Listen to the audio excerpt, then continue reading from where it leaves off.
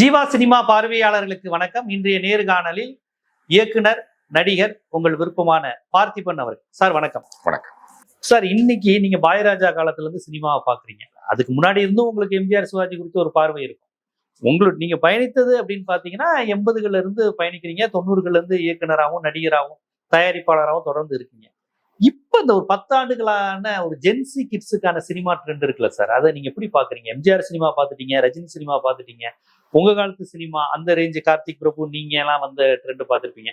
அதுக்கப்புறம் விஜய் அஜித் சினிமாவும் பார்த்துட்டீங்க, விஜய் அஜித் சூர்யா சினிமாவும் இப்போ உருவாயிருக்குல்ல சார், அந்த சினிமா எப்படி பாக்குறீங்க? அது ஒரு ஆரோக்கியமான போர்க்கா பாக்கலாம்? ஹீரோயிசம் பெருசா இல்ல, கதையும் பெருசா இல்ல, ஒரு மாதிரி ட்ரெண்ட்ல ஓடுது. அது எப்படி சார் பாக்குறீங்க?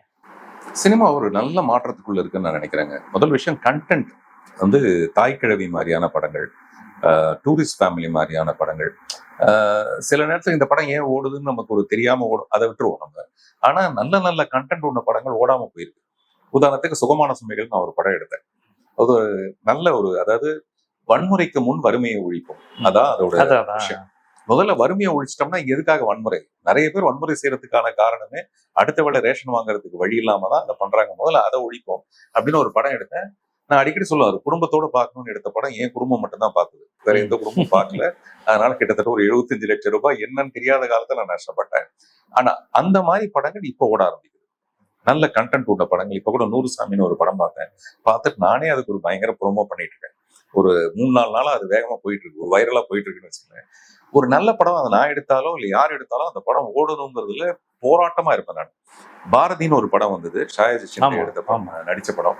நம்ம இவரு ஞானராஜசேகர் அவர், அந்த படத்துக்கு எனக்கு எந்த சம்மந்தமும் இல்லை. 38,000 ரூபாய் கொடுத்து நான் விளம்பரம் கொடுத்தேன். 2வது நாள் தினத்தந்தில ஒரு விளம்பரம் கொடுத்தேன். இந்த பாரதியாரோட இறுதி ஊர்வலத்தில் இருந்த மாதிரி 14 பேர் தான் தியேட்டர்ல இருந்தாங்க. தயவு செய்து இந்த படத்தை பாருங்க. அந்த படம் 100 days போய் ஃபங்க்ஷன்ல ஒரு பெரிய சிம்மாசனம் போட்டு என்னை உட்கார வச்சாங்க. நான் சொல்றது வந்து, நல்ல படங்கள் எப்படி இருந்தாலும் ஓடியே தரணும், அதுக்கு எல்லாரும் போராடணும்.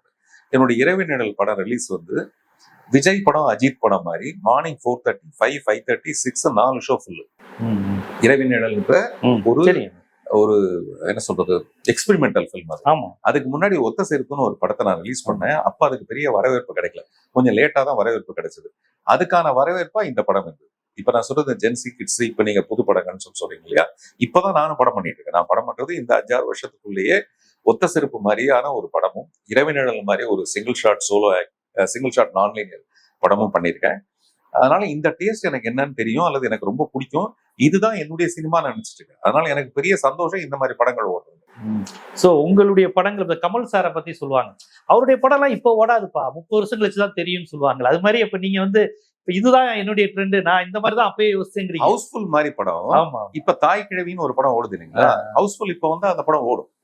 அது ஒரு வயதானவன நான் நடிச்சிருப்பேன். எல்லாரும் என்ன சொன்னாங்கன்னா, அதுல விக்ரம் வந்து ஒரு யங்கா நடிச்சிருப்பாரு, நான் வயசானவன் நடிச்சிருப்பேன். இந்த ரெண்டுமே நீங்க டூயல் ரோல் பண்ணிருந்தீங்கன்னா இந்த படம் வந்து சூப்பர் ஹிட் ஆயிருக்குன்னு. அந்த கேரக்டர் நீங்களே பண்ணிருந்தா. ஏன்னா என் மேல அப்படி ஒரு பெரிய எதிர்பார்ப்பு இருந்தது. நான் ரொம்ப அமைதியானவனா, பேசாதவனா எல்லாம் இருந்தா பிடிக்க மாட்டேங்குது ஜனங்களுக்கு. நம்ம இப்படி படத்துல பாட்டே இல்ல, பாட்டு கிடையாது. அப்ப நான் சொன்னேன், நாட்டாமையே நான் பண்ண மாட்டேன்னு சொன்னேன். ஏன்னா நாட்டாமைங்கிறது ஒரு டூயல் ரோல் படம், அதுவே எனக்கு விருப்பம் இல்லைன்னு சொல்லி அந்த படம் பண்ணலங்க. அதுக்காக நான் சினிமாவுக்கு வரல, நான் நினைச்ச சினிமாவை பண்ணணுங்கிறதுக்கு தான் வந்திருக்கேன்னு. எதுக்கு சொல்றேன்னா, ஹவுஸ்ஃபுல் இப்ப ஓடி இருக்கும். மிஸ்டர் சிங்கீதம் சீனிவாசராவுக்கு இன்னைக்கு வந்து 94 வயசாச்சு. அவரு பண்ண படத்தை நேத்து போய் நான் பார்த்தேன், சிங்கீதம்னு ஒரு படம். ஃபர்ஸ்ட் 2 சீனுக்கு அப்புறம் படம் பூரா பாட்டு. அவங்களுக்கு வந்து ஏதோ ஒரு புகைக்குள்ள போறாங்க, மாட்டிக்கிறாங்க, யாருக்கும் பேச்சு போயிடுது, பாட்டு. கடைசி வரைக்கும் அவருடைய வித்தியாசமான முயற்சிகளை மட்டுமே பண்ணணும்னு இருக்கிற ஒரே இயக்குனர் அவர். அவரை பார்க்கும்போது நமக்கு போறாங்க. அபூர்வ சகோதரர் அவர் தானே? அபூர்வ சகோதரர் அவர் தான் பண்ணாரு. இருநிலவுகள், மைக்கேல் மதன காமராஜனாவது நமக்கு ஒரு ரொம்ப லேட்டஸ்ட் விஷயம். இருநிலவுகள், அதுல கமல் சார் வந்து பெல் பாட்டம், 2 பேருக்கும் ஒரே மாதிரி முடி, உருவ மாற்றம் எதுவுமே இருக்காது. ஆனா 2 பேரை வச்சுட்டு அவ்வளவு சூப்பரா காமெடி பண்ணிருப்பாரு. இன்னைக்கு அவருக்கு 94 வயசு, இன்னமும் அவர் நினைச்ச மாதிரி படம் பண்றாரு. அப்பயே விட இந்த படத்துக்கு வந்து ஆந்திரால வந்து பயங்கர பேர். அது ஒரு தெலுங்கு படம் அந்த படம். இப்ப நான் என்ன முடிவு பண்ணிருக்கேன்னா, நான் நிறைய எக்ஸ்பெரிமெண்டல் ஃபிலிம்ஸ் பண்ணிட்டு இனிமே நான் பண்ண போறதெல்லாம் கமர்ஷியல் ஃபிலிம்ஸ். உள்ளே வெளியே 2 பண்ண போறேன், புதிய பாதை 2 பண்ண போறேன்.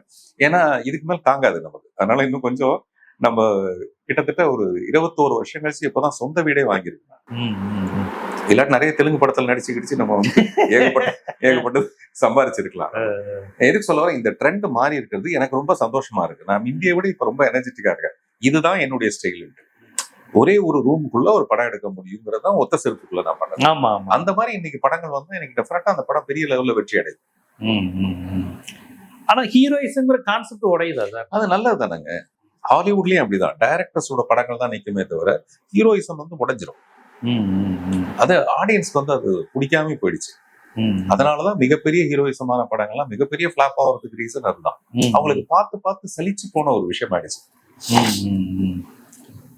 ஏன்னு கேட்டீங்கன்னா, இந்த இதுல வந்து தங்களை தக்க வைப்பதற்கு அப்டேட் அப்படிங்கிற விஷயம் முக்கியம்.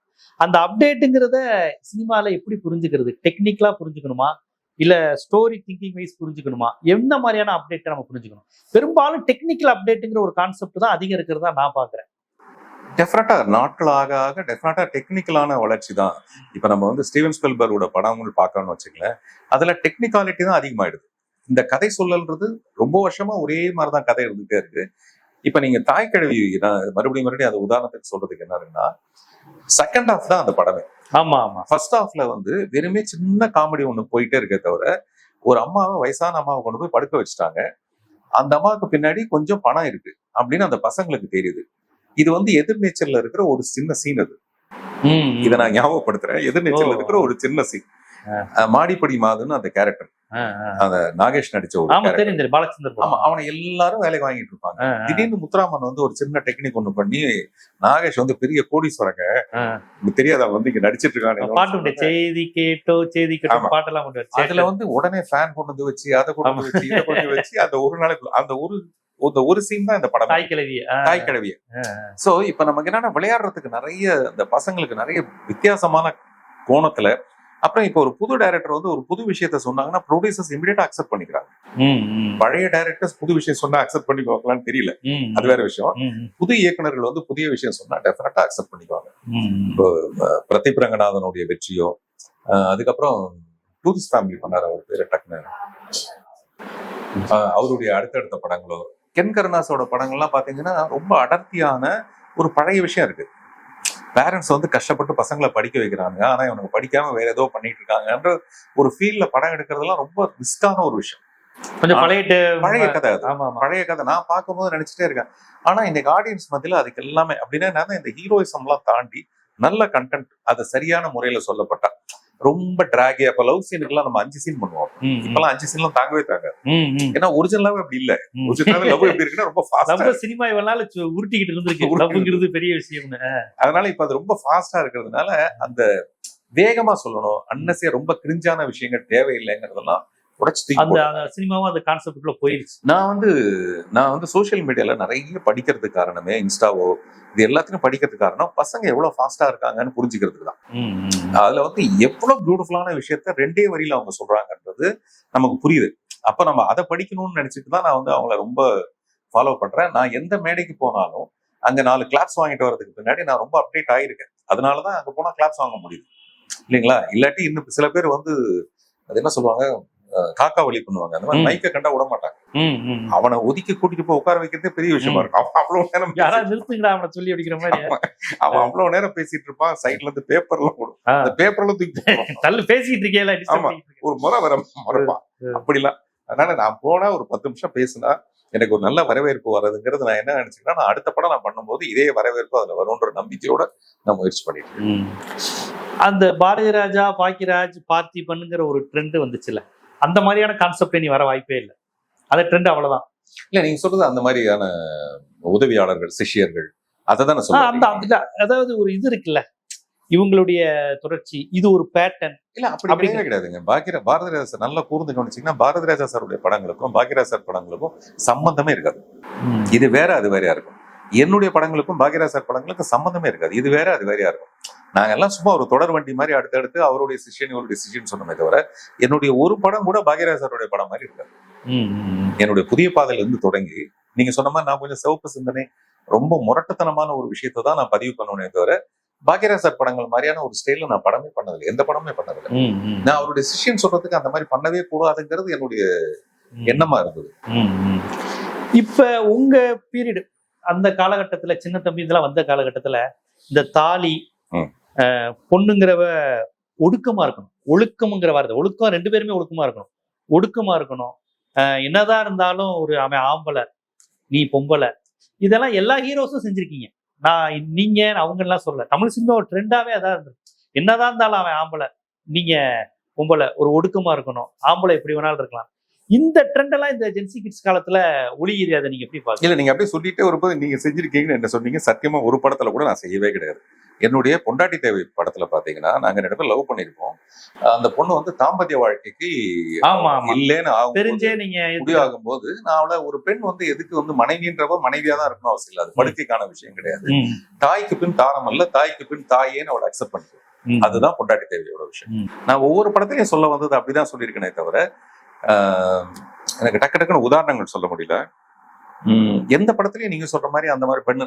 புதிய பாதையில என்னவா இருந்ததுன்னா, புதிய பாதையில மட்டும் எனக்கு அந்த மாதிரி ஒரு பேர், இவன் போய் ரேப் பண்ணிட்டு வருவான், இவன் ரேப் பண்ண அந்த பொண்ணு போய் அவனை திருத்தி கல்யாணம் பண்ணிக்கணும். அவன் திருத்திங்கிறது கூட கிடையாது. அது எப்படின்னா, கற்பழிக்கப்பட்ட பெண் வந்து கற்பழிச்சவன் எவனோ அவனை தேடி கண்டுபிடிச்சு அவனை போய் கல்யாணம் பண்ணிக்கணுங்கிறது ஒரு விஷயமா சொல்லியிருக்காரு. நான் அந்த படத்துல அப்படி சொல்லலை. அப்படி சொன்னா அது ஜெயிக்கவும் ஜெயிக்காது. அது ரொம்ப அருவருப்பான ஒரு படமா இருந்திருக்கும். அதுக்குதான் நம்ம திரைக்கதைன்னு ஒண்ணு வச்சிருக்கோம். அந்த கற்பழிப்பு காட்சி முடிஞ்ச உடனே இந்த ஹீரோ ஹீரோயின் 2 பேரும் பேசுற ஒரு காட்சி ஒண்ணு இருக்கு. அந்த காட்சியில இவ கேட்கிற கேள்விக்கெல்லாம் அவன் சொல்ற பதிலுக்கு பின்னாடி அவனுக்கு ஒரு பெயின் இருக்கிறது தெரியும். ஏன்னா உனக்கு கண்ட ஈரமே இல்லைன்னா அழுது அழுது வத்தி போச்சுன்னு சொல்லுவான். உங்க அம்மாவை பத்தினா கெட்ட கெட்ட வார்த்தையில பேசுவான். ஏன்டா பணம் கொடுத்தா நீ இது செய்யடா, நான் பணம் கொடுத்தா எனக்கு நம்ம இதுவும் அவன் பெரிய விஷயம், நீ முந்திக்கிட்டே நான் செஞ்சிருப்பேன். அவன் பேசுற வார்த்தைகள் வந்து அவளுக்கு வந்து ஒரு விதமான இதை ஏற்படுத்தும். அப்புறம் உன்ன மாதிரி பணக்கார பொண்ணுக்கெல்லாம் ரொம்ப சாதாரணமா குளிச்சுட்டு நீ பாட்டுல வேலையை பாருன்னு சொல்லுவான். அந்த நேரம் பார்த்து அவளுக்கு கல்யாணம் நடக்கும் போது அந்த மாப்பிள்ள வந்து என்ன சொல்லுவாருன்னா, இந்த நடத்த தவறுக்கும் உனக்கு ஏதாவது தொடர்பு இருக்கான்னு கேட்பாரு. அவ வந்து இல்லைன்னா, அப்ப நீ குளிச்சுட்டு வாங்க, உனக்கு கல்யாணம் பண்ணிக்கிறேன். இந்த குளிச்சுட்டு வாங்குறதே அவளுக்கு ரொம்ப அருவருப்பா இருக்கும். குளிச்சா போயிடுமா அந்த விஷயம், அது வந்து அவளுக்கு ரொம்ப டிஸ்டர்பிங்கா இருக்கும். இந்த கல்யாணம் மட்டும் தப்புன்னு முடிவு எடுப்பான். இப்போதைக்கு இந்த கல்யாணம் வேணான்னு முடிவு பண்ணிட்டு நேரா அவன் யாருன்னு போய் பார்ப்பா. அப்பதான் தெரியும் இந்த சொசைட்டியால பழிவாங்கப்பட்ட, அவன் பிறந்து எவனோ ஒருத்தி குப்பத்தொட்டில போட்டு போயிட்டான், பாலுக்காகவும் கூழுக்காகவும் அழுதவன் அப்படியே வறண்டு போய் இரும்பாயி போயிடுச்சு அவனை இதயம் அவன் கண்டுபிடிப்பான். அதுக்கப்புறம் ஏன் அவனுக்கு நம்ம அந்த அன்பை கொடுக்க கூடாதுன்னு நினைப்பா. அதை கொடுத்தது மூலமா அந்த கதை வளரும். அப்படிதான் வருமே தவிர கற்பழிக்கப்பட்ட பொண்ணு போய் அவனோட வாழணும்னு நான் சொன்னேன். அப்படித்தானே புரிஞ்சு கொள்ளப்பட்டிருக்கிறது. அதாவது ஒரு பெண்ணுடைய உடல் தீட்டுப்பட்டுருச்சு, ஒரு ஆண் தொட்டுட்டான், இனி எப்படி நீ உன் உடல் அவனுக்கு தான் சொந்தம், அதான் அது இல்லைன்ற சொன்ன, இனி எப்படி இன்னொருத்தருக்கு சொந்தமா அப்படிங்கிற அந்த ஒரு மேல் சாவனிஸ்ட் கான்செப்ட் இல்ல. இதே சீன் வந்து அதுல இருக்கும். மனோரமா ஆச்சு கேட்பாங்க, ஏமா நீ சொல்றதை பார்த்தா கற்பழிக்கப்பட்ட பொண்ணெல்லாம் போய் அவனோட தான் போய் வாழணுமா? நான் அப்படி சொல்ல ஆச்சு அம்மா என்னமோன்னு சொல்லிட்டு, நான் சொல்றது இவங்க அப்பா வந்து ரொம்ப மோசமான ஒரு உதாரணமா இருப்பான். இவளுக்கு கதாநாயகிக்கு ஒரு 4 கல்யாணம் பண்ணிட்டு வந்திருப்பான். கேட்டா உனக்கு ஒரு அம்மா வேணும் இல்லம்மான்னு கல்யாணம் பண்ணிட்டு வந்திருப்பான். இந்த பொண்ணை சின்ன வயசுல இருந்து நம்ம காட்டுறது அனாதாசிரமத்துக்கு தான் போய் அவளுடைய பிறந்த நாளை கொண்டாடுவான். யாரு? அந்த கதாநாயகி. அப்படி பண்ணி தான் நம்ம அதை கிரியேட் பண்ணி வச்சிருப்போம். அவளுக்கு அனாதைகள் மேல இருக்கிற ஒரு விருப்பம். கதாநாயகனும் அந்த இடத்துல அனாதை. இவங்க அப்பன மாதிரி 100 பேர் இருக்கிறத விட இவன் உண்மையிலேயே இந்த சொசைட்டி தான் அவனை பழி வாங்கிடுச்சு. அவனுடைய பாலுக்கு அவனுடைய பசியை வந்து எப்போ தீர்த்திருந்தோம்னா, அப்ப வந்து நம்ம இந்துமதி மேடம், அவங்க எழுத்தாளர் இந்துமதி, அவங்க சில்வர் ஜூப்ளி ஃபங்க்ஷன்ல பேசினாங்க. இந்த சிக்னல்ல வந்து ஏதாவது குழந்தைங்க வந்து பிச்சை எடுத்தா மீதி வந்து நான் ரொம்ப உதாசீனப்படுத்திட்டு போவேன். பட் இந்த படம் பார்த்ததுக்கு அப்புறமேல இவன் தான் நாளைக்கு இந்த சொசைட்டில வந்து மிகப்பெரிய மோசமான ஒரு வில்லனா மாறிடுவான்ட்டு அவனுடைய பசி தீர்க்கப்படணுங்கிற ஒரு எண்ணம் எனக்கு வந்துச்சுன்னு சொல்லிட்டு அந்த படத்துல தான் இதெல்லாமே சொல்லப்பட்டது. எனக்கு அந்த படத்துல தேசிய விருது கிடைச்சதுக்கான காரணம் அதுதானே தவிர ஒரு பொண்ணு போய் எடுத்துட்டு வந்தவனோட வாழணுங்கிறதுக்கு சொல்லது கிடையாது. அது ஒரு கதைக்குள்ள ஒரு பகுதியா இருந்தது. அதுக்கு நான் இவ்வளவு சப்பக்கட்டு கட்டி வச்சிருக்கேன். அதுக்கு வந்து இது இல்ல காரணம்னு சொல்லியிருக்கேன். நான் அந்த ஒரு படத்தை தவிர எந்த படத்துலயும் நம்ம அப்படி சொன்னதே கிடையாது. ஓகே இருந்தாலும் அந்த ஒரு தனத்திலிருந்து மாறுது இந்த ட்ரெண்ட் அப்படிங்கிற ஒரு கான்செப்ட் வருது. அது சந்தோஷமா ஏத்துக்க வேண்டிய விஷயம், அவசியம் ஏத்துக்க வேண்டிய விஷயம் தான். ஆனா நீங்க உருவான அந்த காலகட்டம் வந்து அந்த ஹீரோ நீங்களே ஒரு ஆன்டி, அதாவது கதாநாயகனுக்கான பிம்பங்களை உடைத்து ஒரு கேரக்டர் நீங்க உருவாக்குறீங்க. உள்ளே வெளியில ஹீரோவா இருந்தாலுமே புதிய பாதை அப்படிதானுங்க. புதிய பாதை, உள்ளே வெளியே, சரிகமபதனி, எல்லா இதுலயுமே நீங்க வந்து அந்த ஹீரோனா இப்படி இருக்கணும் அப்படிங்கிறதுக்கான இமேஜை வந்து உடைக்கிற மாதிரி. அது 90ஸ்லயே அப்படி ஒரு துணிச்சல் உங்களுக்கு எப்படி வந்தது? ஏன்னா அங்க ஹீரோயிஸுங்கிறது அப்ப எல்லாருமே ஹீரோ தான். கார்த்திக், பிரபு, விஜயகாந்த், கமல் ஃபர்ஸ்ட் அவங்க நல்லவங்களா இருப்பாங்க, அந்த தாய் குலத்தை காப்பா இப்படி இருக்கு. நீங்க அந்த ட்ரெண்டை அசால்ட்டா உடைச்சிட்டு ஒரு லும்பன் கேரக்டருக்கு அது எப்படி அந்த துணிச்சல் வந்தது? இல்ல, நான் நடிக்கணும்னு தான் சினிமாவுக்கு வந்தேன். முதல்ல நடிக்கணும், டைரக்டர் ஆயிட்டீங்க. இல்ல, நடிக்கணும்னு வந்து நீங்க சொன்ன ரஜினி சார் படத்துல நான் ஜூனியர் ஆர்டிஸ்ட் ஆக்ட் பண்ணேன். அப்புறம் புதுக்கவிதைன்னு ஒரு படத்துல ஒரு 5-6 காட்சிகள் நடிச்சேன். ரஜினி பாலச்சந்திர படத்துல நடிச்சு படம் வெளியில வரும்போது நாங்க திருச்சியில இருந்தோம். என் பையன், என் தம்பி போய் படம் பார்த்துட்டு வந்தாப்ல மேட்னி ஷோ. நான் போல, நான் என்ன சொன்னேன்னா ஒரு 5-6 சீன் நடிச்சிருக்கேன், நான் வந்தேன்னா கூட்டம் கூட்டிடும், ஆட்டோகிராஃப் கேட்பாங்க, செல்ஃபி எல்லாம் கேட்பாங்கன்ற மாதிரி நான் மறுத்துட்டேன். அவர் போய் படம் பார்த்துட்டு வந்தாரு. வந்த உடனே நான் கேட்டேன் எப்படி இருந்தது படம்னு. நான் பார்த்த மேட்னி ஷோல நீ வரல, ஒருவேளை ஈவினிங் ஷோல வருவீங்க. இதுதான் அப்படியே தூக்கிட்டாங்க, சுத்தமா தூக்கிட்டாங்க. ரத்த கண்ணீர் தான். நான் என்ன நினைச்சிட்டு இருந்தேன்னா, அந்த படத்தோட ரஷஸ் பார்த்துட்டு பாலச்சந்தர் வந்து யார் இந்த பையன், அவன் பையன் கண்ணு நல்லா இருக்கு, அவனை பிடிச்சி வைங்கன்னு சொல்லி சொன்னதாக கவிதாலய நடராஜன் எனக்கு சொல்லி, இந்த 250 ரூபா போய் வாங்க போவோம். அந்த நேரத்துல அப்படி ஒன்று சொன்ன உடனே அடுத்த ரஜினிகாந்த் 50 லெவலுக்கு நான் நடிச்சிருந்தேன். அன்னையோட எனது கனவு அப்படியே சரிஞ்சு வீணா போய் இனிமே நம்ம நடிக்க முயற்சி பண்றது வேஸ்ட்ன்னு சொல்லிட்டு பாக்யராஜ் சார் நடிக்க வந்து அசிஸ்டன்ட் டைரக்டர் ஆகி அப்புறம் நடிச்சார். ஸோ அதே ரூட்டுக்கு நம்ம போகலான்னு சொல்லிட்டு அப்புறம் நானும் போனேன். அங்க போய் நான் கத்துக்கிட்ட சினிமா வேறதான். பாக்யராஜ் சார்ட்ட கத்துக்கிட்ட சினிமா அந்தியல் நாட்டில் மாதிரியான விஷயங்களும் அதுல இருக்கு. எனக்கு உடன்பாடே இல்ல அந்த அந்தியல் நாட்டு மாதிரியான. நீங்க ஒர்க் பண்றீங்க பாக்யராஜ் சார்? நான் இல்ல, நான் வந்து தாவணி கனவுல இருந்து ஒர்க் பண்றேன். ஆனா நாங்க பேசுவோம். அவருடைய படத்துல எனக்கு ரொம்ப பிடிச்சது ஒரு கை ஓசை எனக்கு ரொம்ப பிடிக்கும். அவன் ஊமையா இருக்கும்போது பேச ஆசைப்பட்டான், பேச்சு வந்ததுக்கு அப்புறமேல கூட இப்ப ஊமையாவே இருக்க ஆசைப்பட்டான். படம் முடியும், அதுதான் படம் முடியும். இப்போ பேச்சு வந்து விட்டுதான் இனி வாழ்நாள் பேசவே மாட்டேன். ஏன்னா அந்த காதல் வந்து அப்படியே அது ஒரு காவியம் மாதிரி, கவிதை. அது படம் பெருசா போல. அது வந்து 2வது படம் அவருக்கு. முதல் படம் 75 நாள், 2வது படம் 100 நாள், ஒரு கை ஓசை 300 நாள், மௌன கீதங்கள் சிலோஜு. அது அங்க இருந்து போச்சு அவருக்கு. சோ நான் கத்துக்கிட்ட படங்கள் அதெல்லாம் அப்போ மணிவண்ணன், சுந்தரராஜன் பண்ணதெல்லாம் வந்து ஒரு ட்ரையாங்கல் லவ் ஸ்டோரி இந்த மாதிரிதான். நானே நடிக்கணும்ன்ற ஒரு கட்டாயம் என்னன்னா வந்துன்னா, நான் கதையை கொண்டு போய் நிறைய ஹீரோஸ்ட போய் சொல்ல எந்த கதையும் யாரும் ஒத்துக்கிறதா இல்ல. இப்ப கமல் சார் கூட கொஞ்ச நாளைக்கு முன்னாடி மேடையில சொன்னாரு, எனக்கு டேட் இல்லைன்னு சொன்னேன், அவரே நடிச்சிட்டாரு. இப்ப நான் இந்த ஃபங்க்ஷனுக்கு வர்றதுக்கு டேட் இல்லைன்னு சொன்னோம்னா வேண்டான்றதுக்காக தான் வந்துட்டு சொல்லிட்டு ஏதோ கிண்டலா சொன்னாரு. சோ இப்ப நான் ஒரு கதை பண்ணிட்டேன். இந்த கதை வந்து அதிர்ச்சியான கதையா இருக்கணும். இந்த ரெகுலரா எல்லாரும் சொல்ற ஒரு கதையை நான் எடுத்துட்டு போய் ஒரு ப்ரொடியூசர்கிட்ட சொன்னா நல்லா இருக்காது. ஆனா 100 பேர்ட்ட கதை சொன்னேன். புதிய பாதை 100 பேர்ட்ட சொன்னேன். நான் கதை சொல்லும் போதே நான் திருப்பி அமைச்சிருவாங்க. நான் ஒரு 3-4 சீன், வீடு தீப்பிடிச்செரியும், வீடு பத்த வைப்பான், ஒரு ப்ராஸ்டியூட் கிட்ட போயிட்டு அங்கிருந்து பணத்தை தேடிட்டு வருவான். இந்த மாதிரி ஒரு 3 காட்சி சொல்லும் போதே எனக்கு திருப்பி அமைச்சு ஹீரோ இமேஜ் உடஞ்சிரும். ஆமா, என்னங்க அது இவன் தான் ஹீரோவா அப்படின்னா, இல்ல செகண்ட் ஹாஃப்ல இவன் ரொம்ப செகண்ட் ஹாஃப் வரைக்கும் தியேட்டர்ல ஜனங்களே உட்கார மாட்டாங்க. ஒரு ஃப்ரேம் ஆஃப் மைண்ட் இருக்கு ப்ரொடியூசர்ஸ், இந்த படம்னா இப்படிதான் இருக்கணும், ஒரு ஃப்ரேம் பண்ணி வச்சிருக்காங்க. இதெல்லாம் நான் திரும்பி வந்தேனே தவிர, நான் தீர்மானமா ஒரு முடிவு எடுத்துட்டேன், இந்த படம் பண்ணி தான் நான் வெளியில வர்றது. அது ஏன் அவ்வளவு தைரியம் வந்தது எனக்கு தெரியும். ஏன்னா ஆல்ரெடி சாப்பாட்டுக்கு வழி இல்லை.